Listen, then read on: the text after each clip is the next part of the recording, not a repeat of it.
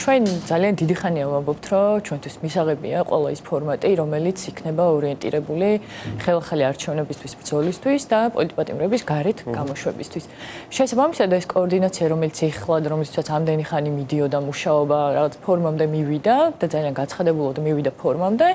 ჩვენ რა თქმა უნდა ამაში მონაწილეობთ და ყოველთვის მიგვიღია კიდეც მონაწილეობა სალომე ზურაბიშვილის ირგვლივ. შესაბამისად, ამის შემდეგაც, როგორც აქამდე, ძალიან ცხადია, ხო, იქნება ყოველთვის რიგი საკითხები, რომელსაც ჩვენ არ დავეთანხმებით, ან ვიღაცა არ დაეთანხმება. შეუძლებელია, ხო, ბიზნეიონიშვილსაც ხო, ეგ უნდა რეალურად რომ ყველა ერთ ქვაბში მოხარშოს და ყველა ერთ რაღაც სეგმენტად წარმოგვადგინოს, რაც ტყუილა ხო არ უნდა ეს უნდა, იმიტომ რომ რეალურად ეს აწყობს მის მოცემულობას, ამიტომ იმის მოთხოვნა ან იმაზე აპელაცია, რომ ჩვენ ყველამ ერთი ენით უნდა ვილაპარაკოთ, ან ჩვენ ყველა ერთი უნდა ვიყოთ, ან ერთობა და ხა ბოლო დღეებში განსაკუთრებით აქტუალურია, რომ აი კოორდინაცია და ერთობა. თუ კოორდინაცია არ შეგიძლია მაშინ რომელ ერთობაზე მელაპარაკები, ხო? ჯერ ერთი მერე ერთობა რას ნიშნავს? როცა ამაზე ვსვავთ კითხვას, ამაზე საერთოდ პასუხი არ მოდის ხოლმე ხშირ შემთხვევაში, იმიტომ რომ კოორდინაცია არის მნიშვნელოვანი, როდესაც განსხვავებული პოლიტიკური ჯგუფები, განსხვავებული შეხედულებებით მათ შორის რიგ საკითხებზე, რომელიც არის ფუნდამენტურად მნიშვნელოვანი, ამის შესახებ ერთიანდებიან და ამ კონკრეტულ მოცემულობებზე ახდენენ რაღაც ოპერირებას ერთობლივად. შესაბამისად, ეს ფორმატიც, რომელიც ეხლა ჩამოყალიბდა ესეთ კოორდინაციის სახით და არის ძალიან მნიშვნელოვანი, ჩვენ რა თქმა უნდა ვიქნებით ჩართული ამაში ძალიან აქტიურად. რას გულისხმობს ეს კოორდინაცია? რაზე უნდა იკოორდინიროთ? აი როცა იქნება სამოძრაობის ხალხი, რასთან დაკავშირებით მიდის საუბარი? ხო, ამაზე უფრო ალბათ როდესაც სამუშაო შეხვედრები დაიწყება, ალბათ შემდეგ უფრო ვისაუბრებთ ყველა, იმიტომ რომ როგორც იცით, გუშინ იყო ეს პირველი შეხვედრა, სადაც გაცხადებულად უკვე გაირკვა, ვინ იქნება ამ კოორდინაციაში ჩართული და ვინ არ იქნება, თუმცა ამ კოორდინაციას ჰქონდა აქამდე წარმატების მაგალითები, როგორც იყო საერთაშორისო პარტნიორებთან ურთიერთობის წარმატების მაგალითი ამ კოორდინაციის ფონზე და იყო რაღაც საკითხები, რაზეც, რა თქმა უნდა, სხვადასხვა პოლიტიკური გემოვნების და სხვადასხვა პოლიტიკური შეხედულების ჯგუფები კოორდინირებულად უნდა მუშაობდნენ და ეს კოორდინაცია მნიშვნელოვანია იქამდე, სანამ არ აზიანებს სახელმწიფო ინტერესს. ერთი მნიშვნელოვანი საკითხი, რომელიც ჩამოკიდებულია ჩვენი პოლიტიკური კლასის თავს, ეს არის თვითმმართველობის არჩევანი. ობიექტურად ეს რთული და დილემური საკითხი არის. მე არ უყურებ ასე ხელაღებით, ანუ მე მაქვს ჩემი პოზიცია მაგალითად პერსონალურად, ჩემი мотиваციები რა იქნება, რომ არჩევნებში თქვა მივიდა და ვინმეს ხმამიც არ მექნება ეს мотиваციები, მაგრამ თავისთავად ძალიან გასაგებია, რომ პოლიტიკური პარტიებისათვის არჩევნები არის აი ის, რაშიც თევზი, ხო, აკვარიუმში თევზი არის, ხო და აუცილებელი რაღაცა არის პარტიისათვის არჩევნებში მონაწილეობა. პარტია თუ არჩევნებში მონაწილეობას არ იღებს, ის იგი სხვა ტიპის ორგანიზაციად უნდა გადაკეთდეს აუცილებლად. მეორე არის გარემოები ოპოზიციურ ამომრჩეველში ძალიან დაბალია საარჩევნო პროცესის მიმართულება და ზოგადად ეს არის ხელისუფლების ლეგიტიმაციის წყაროდ შეიძლება გამოდგეს ეს ყველაფერი. თუ პარტიები არჩევნებში მონაწილეობას მიიღებენ. როგორ უნდა მოხდეს ამ გადაწყვეტილებაზე შეჯერება? მათ შორის აი ამ ცენტრის ნაწილი უნდა იყოს თუ არა ასეთი გადაწყვეტილებების მიღება.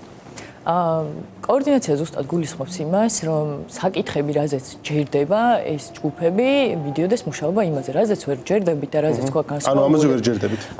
ჩვენი პოზიცია ამასთან დაკავშირებით ხო, არავის არ დაგვიმალოს პირველად დღიდან ცხადია, რომ ჩვენთვის არ დგას ადგილობრივი თვითმმართველობის არჩევნები დღის საკითხში, იმიტომ რომ ჩვენ დღესაც ვიბრძვით იმისთვის, რომ ჩაინიშნოს ხელახალი არჩევნები და პოლიტპატიმრები გამოვიდნენ გარეთ. დღეს ულტიმატუმების სახით ან კი ის ან არას თქმა პოლიტიკურად არასწორია უბრალოდ, იმიტომ რომ ჩვენ არ ვიცით ყოველდღიურად რა პროცესი ვითარდება, რა პოლიტიკური მდგენელი შემოდის დღის წესრიგში, აქედან გამომდინარე ესე ვიღაცა ერთი ან ორი კონკრეტული ჯგუფის ულტიმატუმის გამო და წინასწარ გაცხადებული რომ ჩვენ არ ვიღებთ და ბოიკოტს ვაცხადებთ, ეხლა გინდა თუ არა თქვენ შემოდით და გამოაცხადეთ, რომელზეც არანაირი სოციალური კვლევა, არანაირი დაკვირვება, არანაირი პოლიტიკური განხილვა, მსჯელობა არ ყოფილა, დებატები არ ყოფილა. აუცი ვიღაცებმა უბრალოდ გადაწყვიტენ და მორჩა ჩათვალეს რომ ეს სწორია. ჩვენ ხო არ ვიცით რა არის სწორი და არასწორი.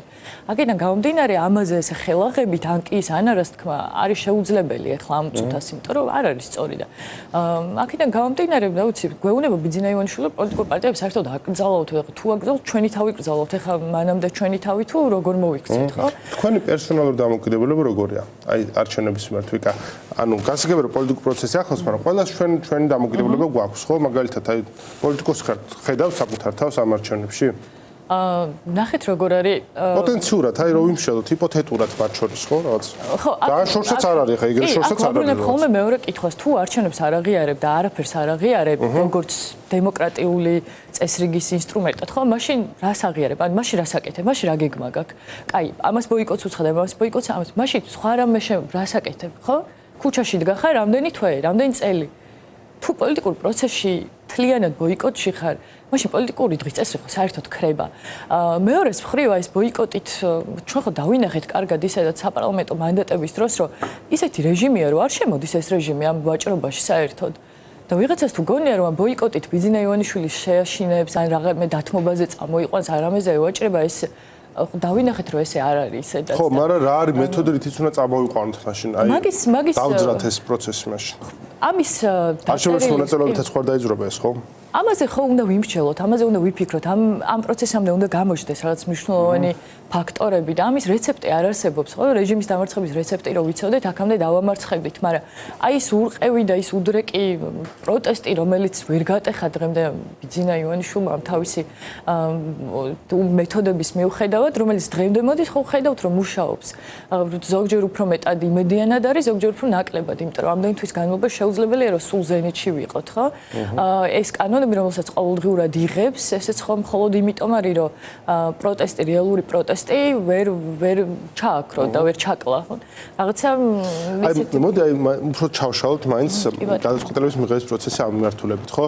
არის სოციოლოგიური კვლევა ასეთ რაღაცაზე პასუხი? რომ სოციოლოგიური კვლევით გავზომავთ, თქვათ სამოქალაქო საზოგადოება და პოლიტიკური პარტიები რა განწყობებია თვითმმართველობის არჩევნების მიმართ და ამის მიხედვით მიიღებენ გადაწყვეტილებას პარტიები. არის რაღაც შიდა პარტიული პოლიტიკური პროცესი, რომელიც ამას უნდა ახლდეს, თუ რის მიხედვით უნდა იქნას ეს გადაწყვეტილება მიღება?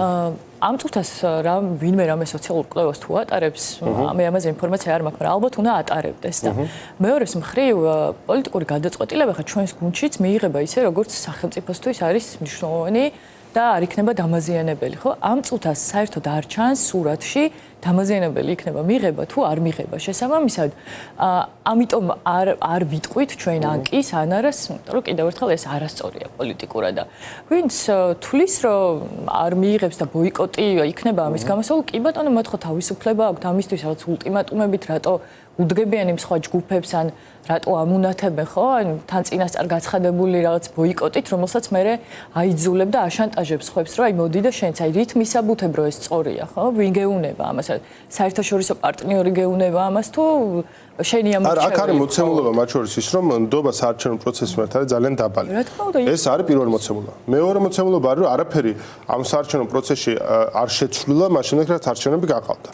და მესამე დაკიდებულია პოლიტპატრონების და ძველი არჩევნების საკითხი, ხო? და ამ დროს ისეთ ტიპის არჩევნების შესვლა, რომელსაც ძალიან სპეციფიკური მახასიათებლები აქვს, ხო, რომელზეც როგორც წესი აქტივობა დაბალია, რომელსაც აქვს სპეციფიკური ბუნება, განსხვავდება თავის ნაციონალურია, მაგრამ მაინც ძალიან ვიწროთ ადგილობრივი, იმიტომ ქვია, ხო, ადგილობრივი თვითმმართველობის. ამიტომ ეს არის საკითხები, რომელსაც პასუხი ჭირდება. მე მაგალითად გულწრფელად გონია, რომ ძალიან დაბალი იქნება აქტივობა და ოპოზიციური ამორჩევლების ასეთ არჩევნებში. აი აქ კითხვა მაქვს მე რომ არჩევნების მიმართ არის დაბალი ნდობა და ყველამ ვიცით ეს ხო რატო? ხელახალი არჩევნების მიმართ იქნება თუ არ იქნება ნდობა? ხელახალი არჩევნების მიმართ თუ კი ის დანიშნული იქნება ისო კალენდარში თუ ჩატარებს, ალბათ იქნება, ხო? ხო, დაბალი ნდობა. დაბალი ნდობა იქნება, კი. ხო და ჩვენ დღეს ამ ბრძოლაში ჩვენი მთავარი მიზანი არის რომ ხელახალი არჩევნები, მარტო ხელახალი არჩევნები კი არა. ხელახალი არჩევნები ნორმალურ პირობებში, სამართლიან პირობებში ეს არის ჩვენი ბრძოლის მოტივი და 28 ნოემბრამდეც ეს იყო და იმის შემდეგაც ეს იყო. მე ესე დაგვიმატა და სამწუხაროდ ბიძინა ივანიშვილმა დაგვიტყვევა ის ადამიანები, ვინც ამ პროცესში იბრძოდნენ მნიშვნელოვნად. ამას დაემატა შემდეგ, რომელიც პრიორიტეტი, ეხა ჩემთვის პრიორიტეტი არის პოლიტპატიმრები, ძალიან მნიშვნელოვანი პირადად ჩემთვის პერსონალურად. და ვისთვისაც არ არის, იმად ალბათ თვითონ ვიპასუხოთ. ხო, აი მინდა რომ ერთი კითხვა კიდე დავსვამ თემაზე და კომისიაზე მინდა რომ ვილაპარაკოთ. მე აი როცა ამბობთ რომ ბიძინა ივანიშვილის თუ აი ყველა უარს ვიტყვით ამ არჩევნებში მონაწილეობაზე, ბევრს არც არ შეცვლის, არ ვაჭრობს. არ გონიათ რომ აი მათ შორის ის რომ თქვა პარლამენტი დე ფაქტო ერთპარტიულია, ხო, დღეს, რომ საერთაშორისო ეს ჩიხურ მდგომარეობაში ამყოფებს მას გამოსავალი ჭირდება აქედან. მათ შორის თუ ის ვერ შეძლებს თვითმმართველობის არჩევნების შირმად გამოყენებას, ესეც პრობლემა იქნება მისთვის.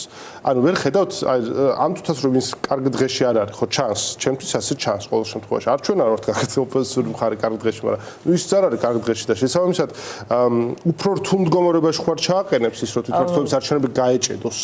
კარგ დღეში არ არის მხოლოდ იმიტომ რომ ხალხი არის გარეთში. ის რომ ის პარლამენტში მარტო არის წარმოქმნილი, საერთოდ არ აწუხებს ბიძინა ივანიშვილს, იმიტომ რომ მან გაცხადებულად თქვა, განაცხადა ვარი საერთოდ ევროკავშირთან ურთიერთობას და საერთოდ ცივილურ სამყაროსთან ურთიერთობას. საერთოდ არ აწუხებს, რომ არავინ არ ელაპარაკება.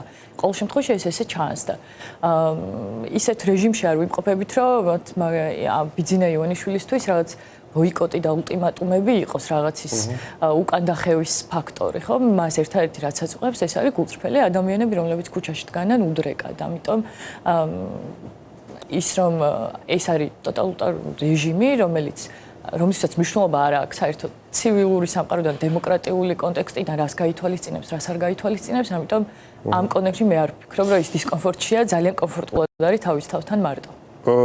კარგი, მოდი ვილაპარაკოთ ახლა კომისიასთან დაკავშირებით. რა არის თქვენი დამოკიდებულება ამ კომისიის მიმართ? იმიტომ რომ თუ აღწერთ ამ კომისიის ამბავს, ეს კომისია დაიწყო როგორც 4-12 წლებში ჩადენილი დანაშაულებების გამოძიებელი კომისია, მერე სწრაფად გადაახტნენ 4-5-6-7 წლებს და მივიდნენ 2008 წლამდე უცებ გადაკეთდა ომის გამოძიებელ კომისიად, მერე უცებ გადმოაკეთეს ისე 2012 წლის შემდგომ ჩადენილი დანაშაულებებიც უნდა გამოვიძიოთო და ისევ აქეთ გადმოვიდნენ და მერე მაისში უნდა დავამთავროთო თან 20 წლიანი საქართველოს ისტორიის გამოძიება, აგერ ორ თვეში ამთავრებს თეატრალკენ და რაც თორე დასკვნილ წინასწარ ცნობილი რომ პარტიები უნდა აიგრძელოს. ნუ რაღაცნაირი საშიში კომედია არის ეს ყველაფერი. როგორ უყურებთ თქვენ ამ კომისიის მუშაობას და ნუ პერსონალურად ქალბატონ ჭულუკიანსაც, რომელიც ეს ცენტრალური მამოძრავებელია, ხო, ამ კომისიის. ხო, ცოტა თავიდანვე ძალიან ღიმილის მომგვრელი იყო, როდესაც 12-13 წლის თავზე იწყებ გამოძიებას და თან არ იწყებ რეალურად ამ გამოძიებას, იმიტომ რომ ჩვენ ყოველთვის ვამბობდით, რომ ეს კომისია არის ჩვეულებრივი პიარისთვის მოგონილი რაღაც ფარსი. ამ კომისიაზე ჩვენ ესე ყოველდღიურად რეალურად კი ვხედავთ ფარსს და კითხვა გვიჩნდება, რომ რეალურად ვინც ამ კომისიაზე მოყავთ და ვის საქმესაც ხშირ შემთხვევაში განიხილავენ, იმათი მოსამართლეები რატო არ მოყავთ კომისიაზე? რატო ვერ იბარებს ქალბატონი თეა იმ მოსამართლეებს, რომელმაც გამოიტანეს ეს უკანონო? ამაზე გეტყოდათ, რომ მოსამართლისთვის პასუხის მოთხოვნა მის მიერ მიღებული გადაწყვეტილების გამო სასამართლო დარბაზში არ შეიძლება, ხო? თქვა და ეს უნდა იმუნურია და უნდა დავტოვოთ ამ სივრცის მიღება. ხო, არ არის ეგრე, მაგას ვერ გეტყვის, ეს არ არის მისაღები პასუხი, ეს არ არის ლეგიტიმური პასუხი. ადამიანი, რომელსაც ნარკოტიკი ჩაუდეს, ციხეში გაუშვეს, აწამეს და მერე მოკლეს, ვინც ციხეში გაუშვა, მოსამართლის პასუხი უნდა მოსთხოვოს. ხო, როდის 2011-ში იყო ხარჯიანის საქმე, რატო არ დაიბარეს ხარჯიანის მოსამართლე, რომელიც უადო მოსამართლეა? რატო არ იბარებენ გირგულიანის მოსამართლეს? მურუსიძეს ვერ ეკითხებიან და ვერ შეეკითხებიან? რატო მიიღო ის გადაწყვეტილებები, რატო ყავდა მაშინ პოლიტპატიმრები? არ აქვს ამის გამბედაობა, იმიტომ რომ თავის თავში დაიწყონ მაშინ გასამართლება იმ ადამიანებს, ვინც ახლა მათ რიგებშია, დაიწყონ იმ ადამიანებითაც და მოიყვანო და თუ დავინახავთ ამ კომისიაში რაც ობიექტურობას, რომ რაც გამორჩევითი არ არის, მაშინ რა ვიცი, კი ბატონო, მე ვიმსჯელებთ, მაგრამ საკუთარი დანაშაულების დამალვას მიემართება ეს კომისიაც, ხო, რაღაცა კუთხით. თავისთავად პარტიების აკრძალვას არ ეთანხმებთ, ხო? ეს დავაზუსტოთ აქვე. პარტიები უნდა აიკრძალოს თუ არა? ნაციონალურობის აკრძალვას საკითხი დადგეს, არ დაეთანხმებთ. ჩათვლით, ეს არასწორია, ხო? ყველა პოლიტიკურ ჯგუფს აქვს არსებობის უფლება, როგორც ქართულ ოცნებას, როგორც ნაციონალურ მოძრაობას, როგორც სხვა ყველა პარტიას, ახალ პარტიებს. ეს არის დემოკრატიული პროცესი. რაღაცის აკრძალვა ქვეყანაში აკრძალვა ვერ იღებს, რა თქმა უნდა, იმ შედეგს, რომელიც უნდა იყოს შედეგი. ამიტომ ჩვენი პოზიცია არის, რომ თუ ვიბრძვით დემოკრატიული პრინციპებისთვის, ვიბრძვით დემოკრატიული პრინციპებისთვის, ხო? ამ დემოკრატიულ პრინციპებში წარმოშობილია ადამიანების უფლებები და დამოუკიდებელი თავისუფალი გადაწყვეტილების მიღების უფლება. ამას დიდი უფლება ადამიანს არ აქვს. შესაბამისად, ძალიან მნიშვნელოვანია ამაში ყველა თავდებოდეთ. ძალიან კარგი. ძალიან მადლობა ვიკა ფილფანი პარტია გახარეს საქართველოსთვის წარმომადგენელი იყო ჩვენი სტუმარი.